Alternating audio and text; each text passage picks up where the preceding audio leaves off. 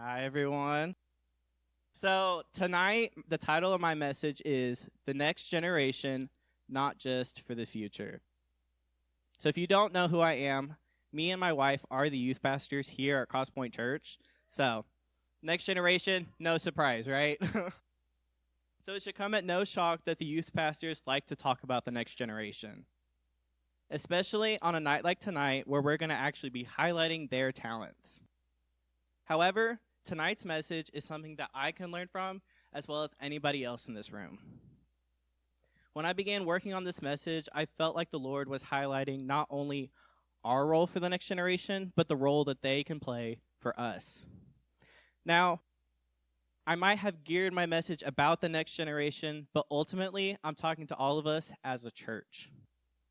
For tonight's message to the youth, it should come as no surprise, but I have 3 main points. Every Wednesday, 3 main points. So, these 3 points are going to talk about our relationship with the next generation and the impact that we have on one another. So, my point number 1 is train.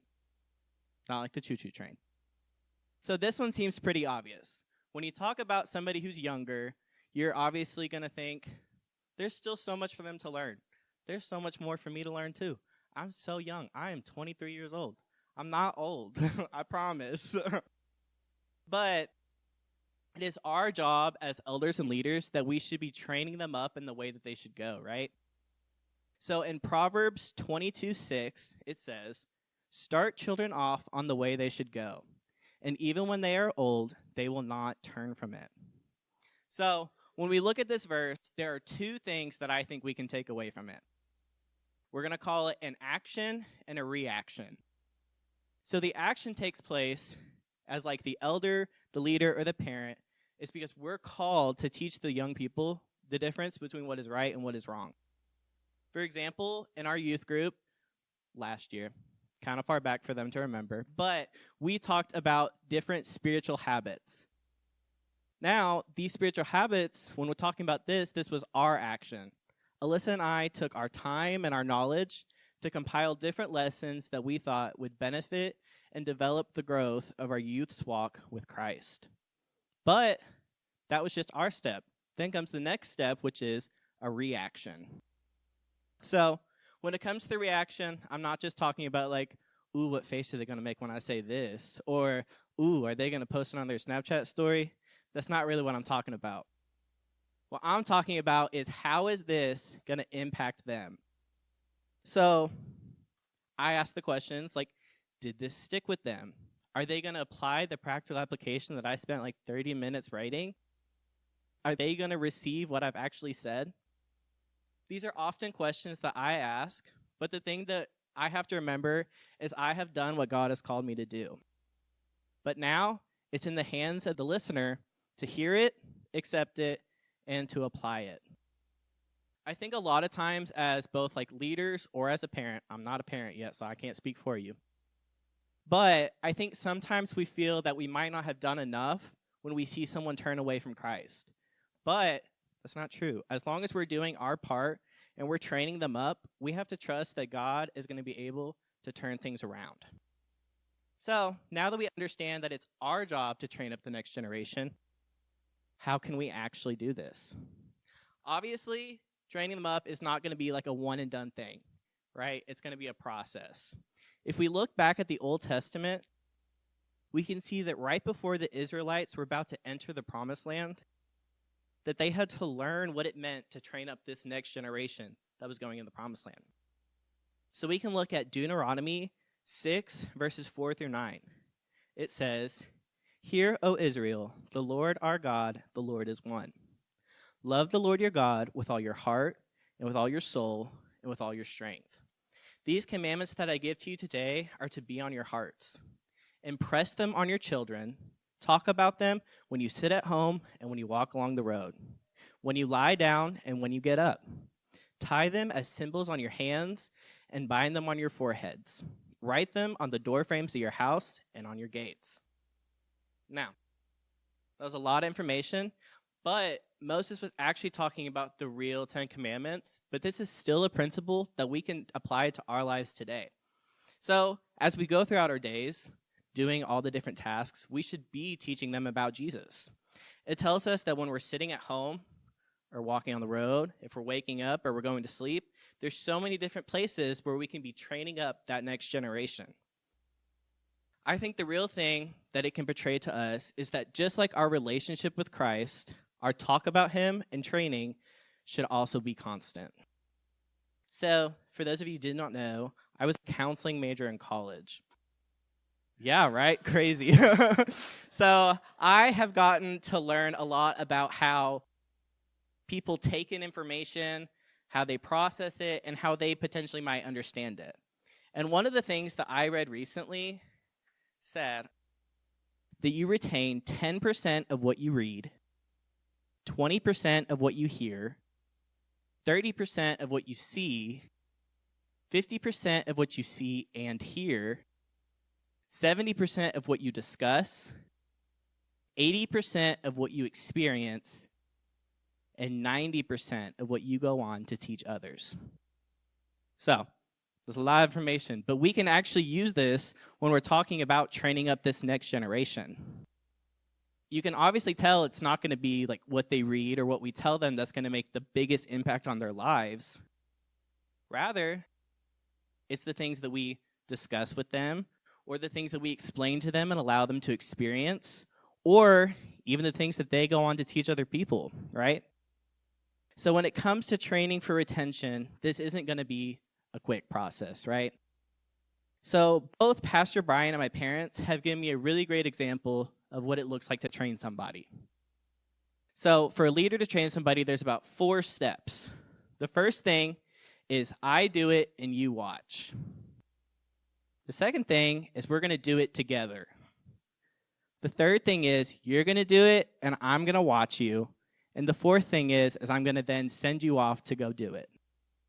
When it comes to ministry, this is actually a model that I was thankfully able to use in my life. So if anybody doesn't know, from a young age, my parents have been in ministry. They were doing ministry before I was even a thought, right? So I was able to see them do different types of ministry, whether it was planning an event, planning a camp or a retreat, to even seeing them do the weekly basis of ministry. From the time that I could attend services, I was then watching them, I was learning from them, and I was really taking in that first step of seeing them do it. Then, as I began to get old enough, my parents would actually include me sometimes when they were planning things. They'd ask my opinion or honestly just let me do the planning with them, right? And so this was then me doing ministry with them. And now we're at the point where I am doing ministry with my wife, and my parents are watching me, and they're continuing to guide me through different steps. Another example of this that might be a little bit more relatable comes from my Nana. So, if anyone has ever had the joy of hearing her play the piano, you know that she is immensely talented, right? But back in 2020, when I was sadly quarantined in the house, we got to spend a lot of time together. That was great. So I would watch her play different songs on the piano, and then after I watched her, she would play it, and I'd play either an octave above or an octave below, to then we got to the point where I was playing it and she was watching me.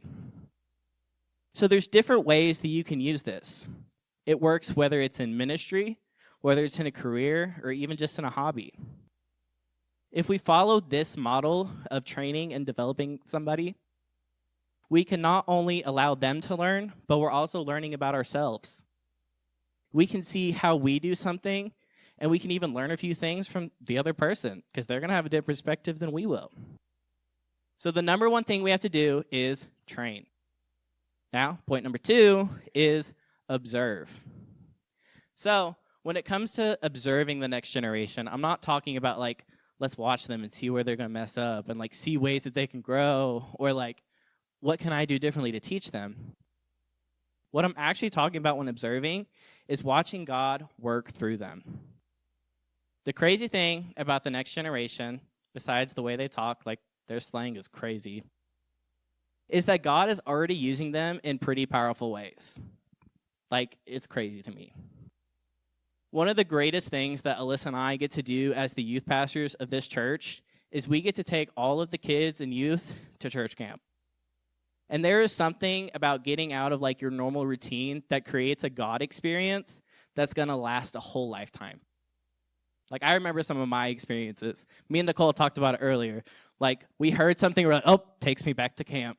And it reminds you of that feeling with God. There's different experiences outside of like our usual Wednesday night that allow them to become even closer to God. The same also goes with our fall retreat. This is a time where our youth get to get away from our everyday routine and we get to get closer with God. And let me tell you, it might sound weird, but the Spirit of God moves in the living room of that cabin just as much as it does in a Sunday morning service. And every year that I get to go to youth camp and I get to go to fall retreat, I'm going to be honest, my sappy little heart comes out, and I just start crying because there's just something about seeing young people do what even adults are sometimes uncomfortable to do that just gets my emotions working. I don't know what it is, but it's just powerful. Now, I'm not saying that fall retreat and camp are like the only times it's going to happen. It's not just going to happen twice a year. But these are the moments where I can see God is on full blast, and I can see that these kids and these youth are fully listening to the voice of God. Now, this isn't just something that I can see today. This is actually something that we can see in the Bible when it comes to the next generation. One way that we can see God use the next generation was in 1 Samuel chapter 3. This passage speaks of Samuel and Eli when the Lord first spoke to Samuel. So instead of reading the whole chapter, because I'm already getting tongue-tied, I'm just going to give you guys a quick summary of it. So, one night, Eli and Samuel were asleep, and then Samuel heard the voice of God, but Samuel didn't know that it was the voice of God. So he went up to Eli, and he was like, "Did you call me?" And Eli was like, "No, just go back to bed. Like, go back to bed, it wasn't me." This went on a couple of times. Like, Samuel would go back to bed, and then he'd come back to Eli, and then he'd be like, "No, it's not me." So then Eli realized that Samuel was actually hearing the voice of God. And so he said, "The next time you hear this voice, say, 'Speak, Lord, your servant is listening.'" So then Samuel walked himself back to bed. He went to sleep. And then the next time that he heard that voice, he said exactly what Eli told him to do. So then God gave Samuel a prophecy that pointed out the flaws of Eli and betrayed to Samuel what was then to come. Now, that's pretty crazy to me, because imagine you just got told by God all the flaws of Eli, and now you have to go tell Eli what you just heard. That'd be like God telling me something about Pastor Brian, and I gotta go talk to him about it. Nobody wants to do that, right? But that's exactly what Samuel did. The next morning, he got up, he went to Eli, and he told him everything God told him. And from that moment on, people viewed Samuel as a prophet, and he continued to grow with God. You see, in this time period of Samuel and Eli, people weren't really hearing from God. But that didn't stop God from using that next generation to speak to his people. As a church, we should be like Eli. Not the flaws, obviously. We don't want that. But we should be encouraging the next generation to hear from God, but also be willing to listen when they do. Right? So God wasn't just telling Samuel so that he could hear it for himself. He was using Samuel as a messenger. God can use our next generation to do some pretty powerful things.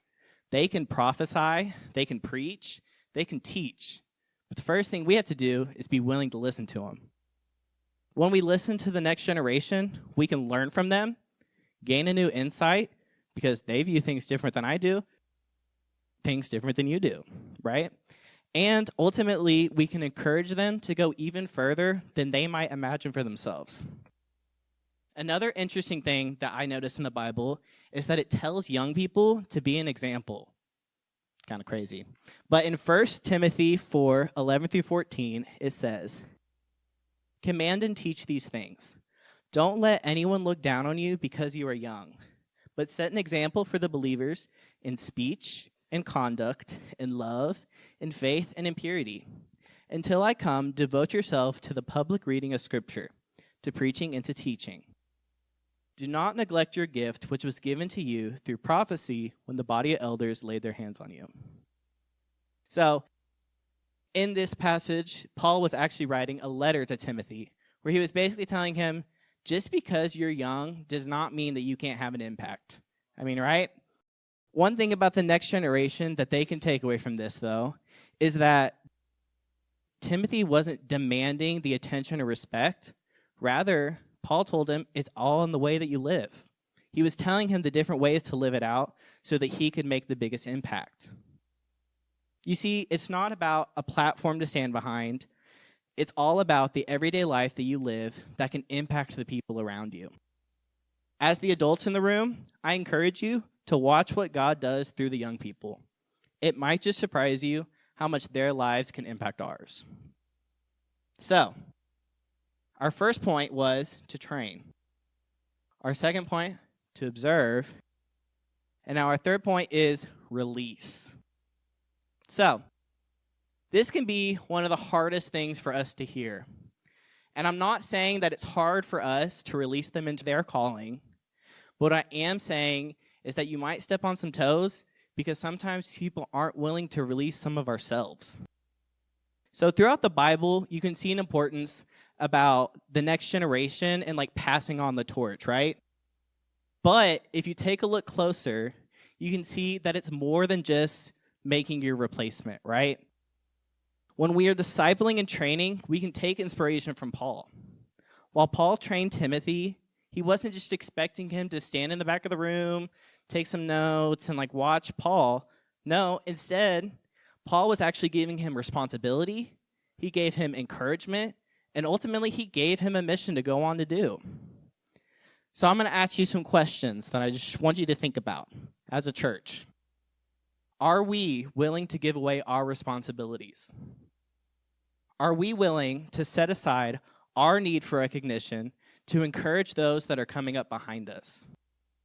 And are you willing to allow others to continue the real mission, or do we just keep them on the back burner because we aren't willing to let go? Another person that we can take like an example from is Elijah. Elijah sought out Elisha, and he called him to be a prophet. He took him under his wing, and he trained Elisha until his final day. But one of the more notable things that happened like in this story is that Elisha gets a double portion of the spirit that Elijah had. So that led him to be able to carry on the mission that they had together.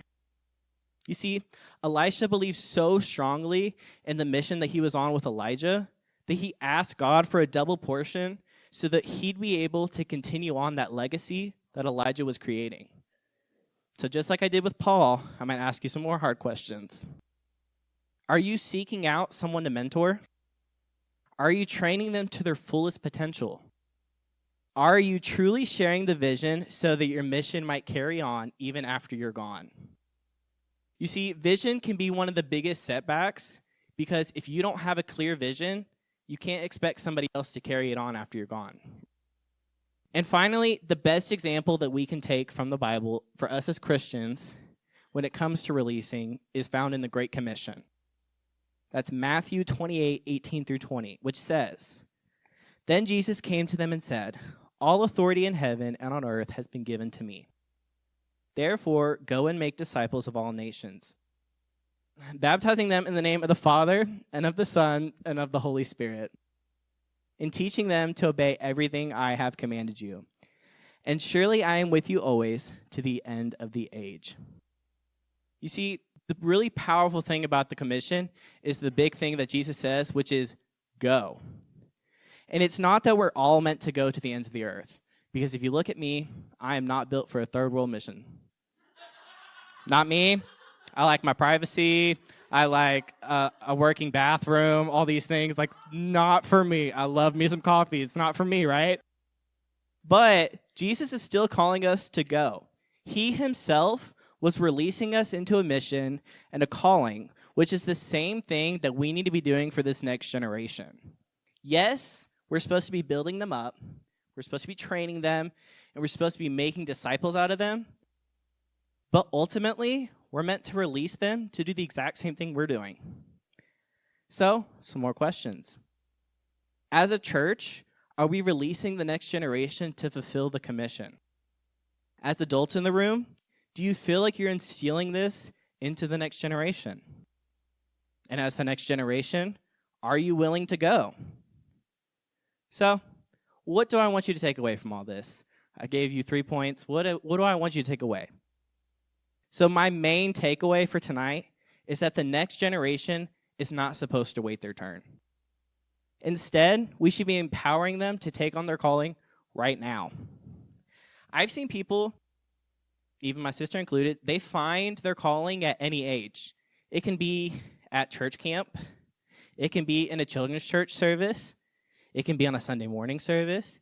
It could be sitting in your bedroom when you're praying. It can literally come anywhere at any time. And that calling, when you get it, it doesn't come with a timer. It doesn't say, you have to wait until you're an adult, or you have to wait until you reach this certain point in your life. No, it actually starts right then, right there, when you get that calling. So it is our job then to train them, observe them, and release them. So as the adults in the room, I want you to take away this one thing. Don't hinder what God wants to do by not listening to someone who is considered too young. And as the young people in the room, I want you to remember this one thing, and I'll ask you about it on Wednesday if you're in youth. When you hear a call from God, don't let anyone stand in the way of what he's calling you to do. Because at the end of the day, they are our future, and it's our job to help them get there, right? So as I close today, everyone just remember, the next generation is not just for the future, but it's for today.